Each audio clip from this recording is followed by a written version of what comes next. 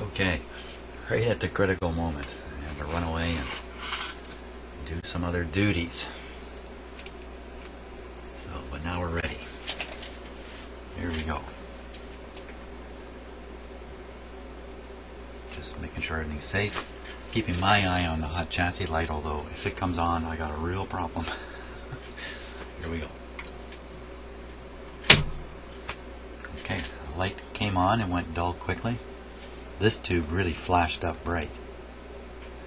So, the hot chassis light did not come on, as it should not have, because of my isolation transformer. Now we're waiting to hear some sound.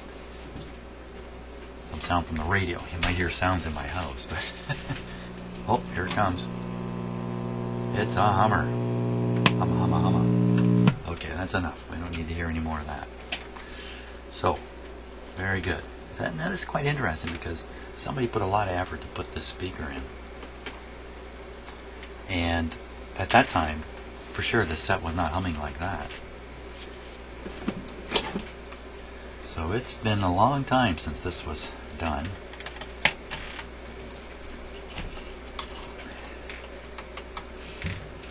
I think I got my work cut out for me. 1, 2, 3, 4, 5, 6, 7. 7 capacitors. Hey, for all you viewers who are always asking me, why don't you change all the capacitors? Here's my answer. I'm going to change all the capacitors in this radio. There's only, what did I count? 7. Maybe there's a hidden one, or 8. 8 paper capacitors. 8 paper wax capacitors. If you think about those European radios, and they had a lot of molded capacitors, which are also a little bit questionable, can be questionable. If I went to change those, there was something like, I don't know, 25, 30 of them in there. That's a lot of work and a fair bit of risk too, because anything you do in these radios, you run a chance of messing something up, and I've demonstrated that many times, how that can be done. So first, let's see if we can get this big guy out of here. How exactly am I going to do that? It's on a big bracket here. Sometimes those brackets are riveted in. The speaker flopping around. Screwed in. Okay, it's screwed in. So, let's pull this away. Oh, this will be easy. It's another square head Roberts screw.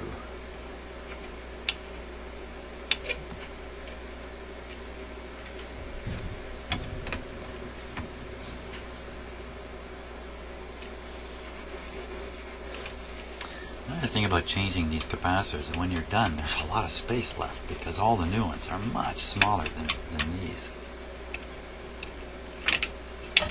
There he comes. Oh, these wires are as stiff as can be. See, now this is the kind of thing that, you know, when you're going to do an extensive work on a radio, you're going to end up moving wires around. You're going to find the insulation starts breaking. You could either introduce hard to see faults in the radio, or you're just going to have to take on a whole bunch of wire change out. Now what I'm going to do is I'm going to cut these wires off. I'm going to leave them sticking out here. They might be of a lot of use to me. All 3 of them. Oh, 4 of them. So it's a 3-section capacitor.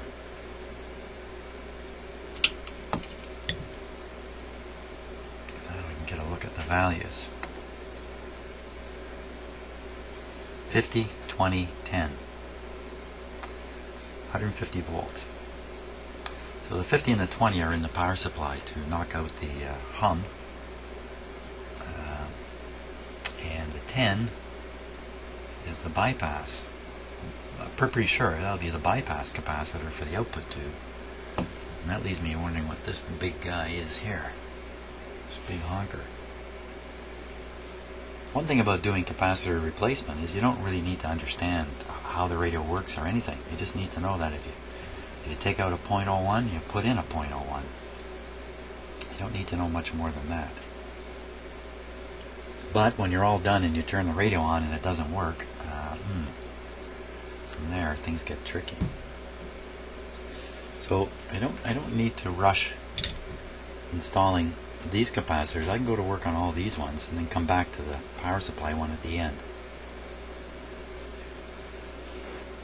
And that's probably a better approach. So I can start by replacing this guy, and he's going to get smaller, and this guy's going to get smaller, and then I'll be able to get at that guy down there once we're done with that.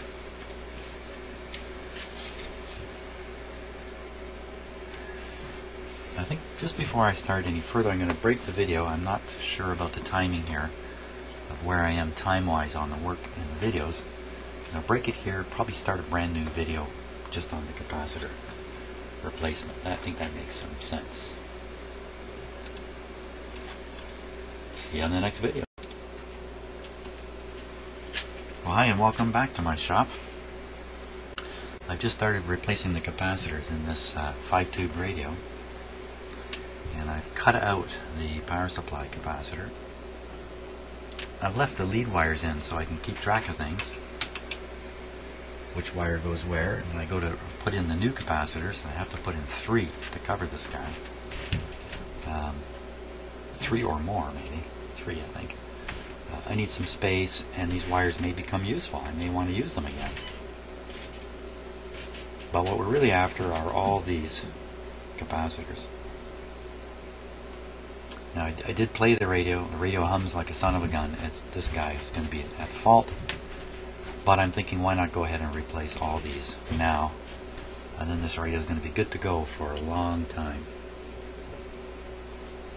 But there's a good chance that all these capacitors are good enough to keep the radio operating. So let's go after this one right here first.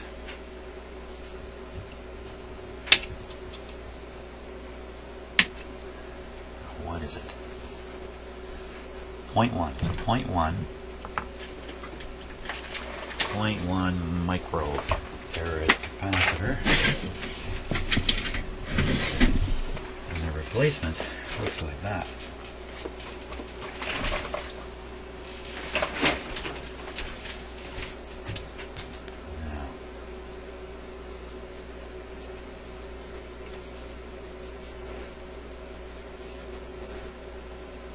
Sometimes it's hard to see the wire I left. So there's.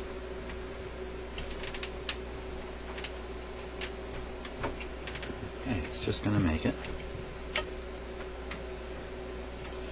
Sometimes the replacement capacitor is small enough and the leads are short enough that it won't actually connect. It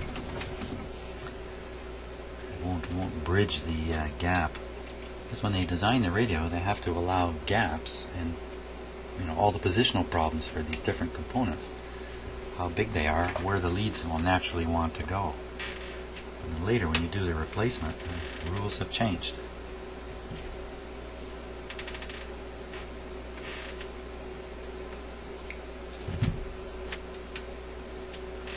The times, they are a-changin'.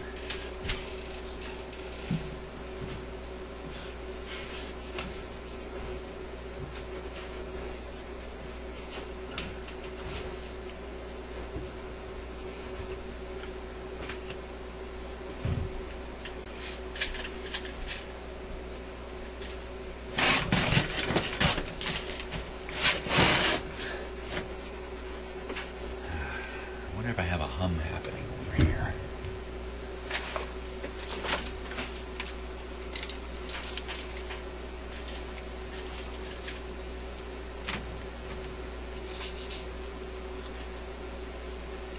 Well, can't tell.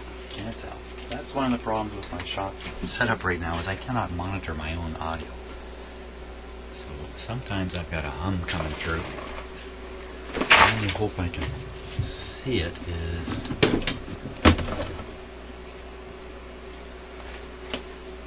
by looking at the volume level.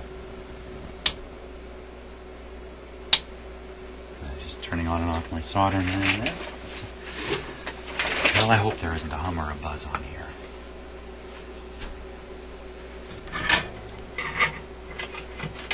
Yeah, I hope to make a number of improvements. About every few months I get anxious to improve my setup here. Right now I'm anxious to find the solder. Here it is.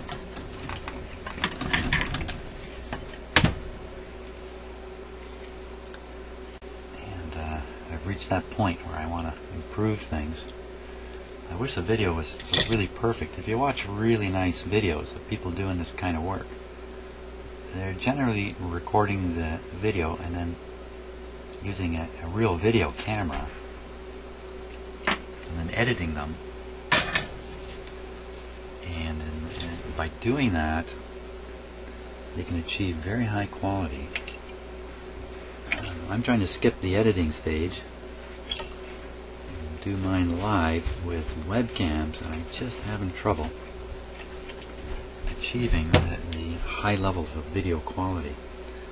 So you'll see things like slow frame rate and artifacts of the system I'm using to do this. Nothing particularly special about it.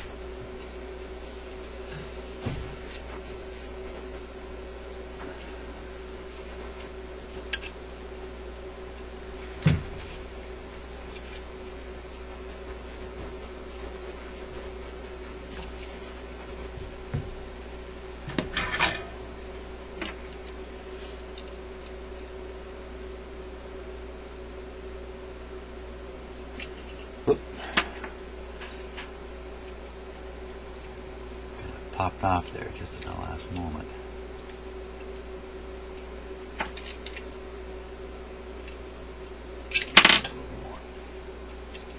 Wow.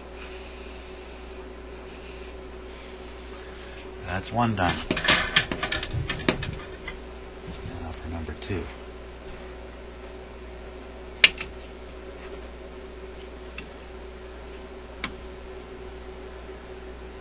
That's a 0.025.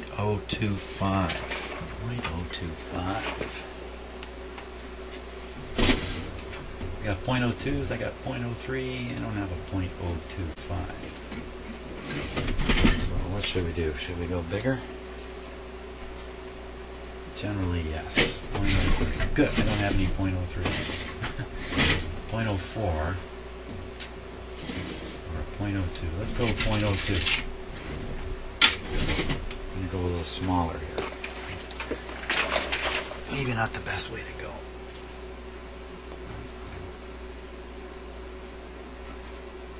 Just double checking my capacitor stock here. Wow, that's a long ways to bridge. It'll make it.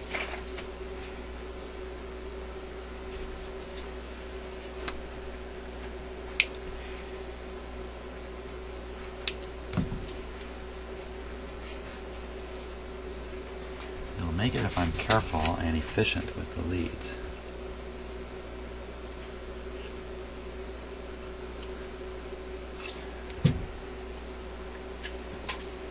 See if I can do a real close-up on this. I think I can probably get a super duper close-up shot here.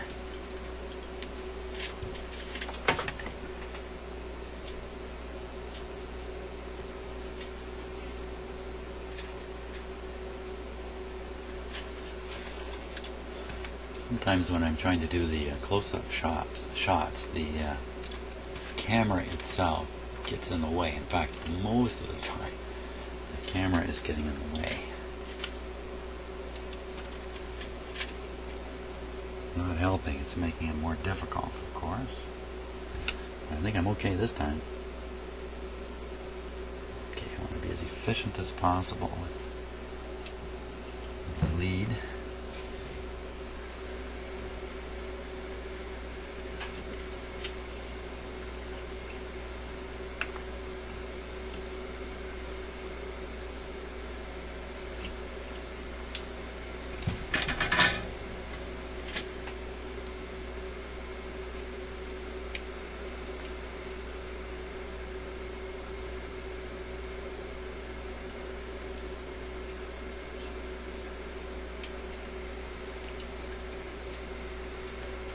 Just hidden from view from you, isn't it? Just ever so slightly. Okay, on to the next end though. Next end will be just a little bit more challenging here. Let's see if it's long enough. Wow.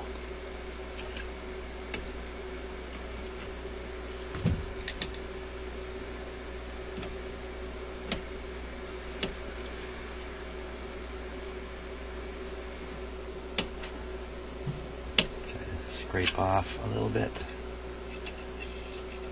I'm trying to scrape enough metal here to reveal some shiny stuff. There we go.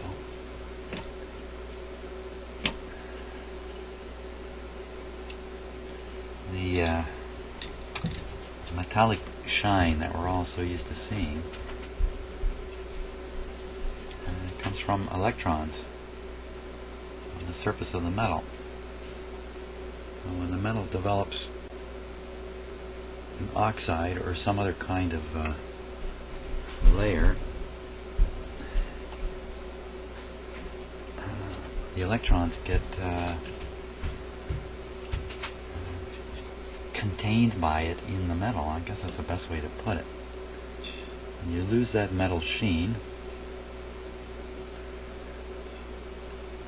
Wow, this is right at the limit here.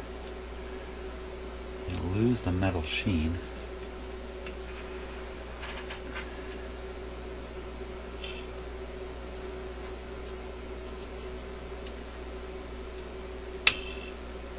Wow, isn't that just so close?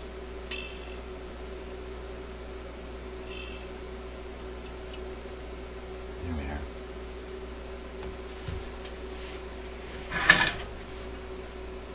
When the metal sheen is gone, you know there's a layer of I guess it's a metal salt.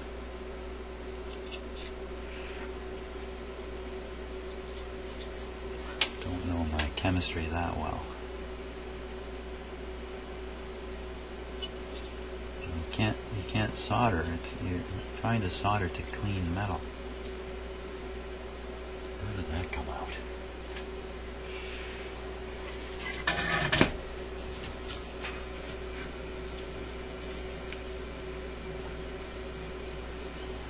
Okay, and that capacitor maybe needs to be bent like that. That's number 2. Now for number 3.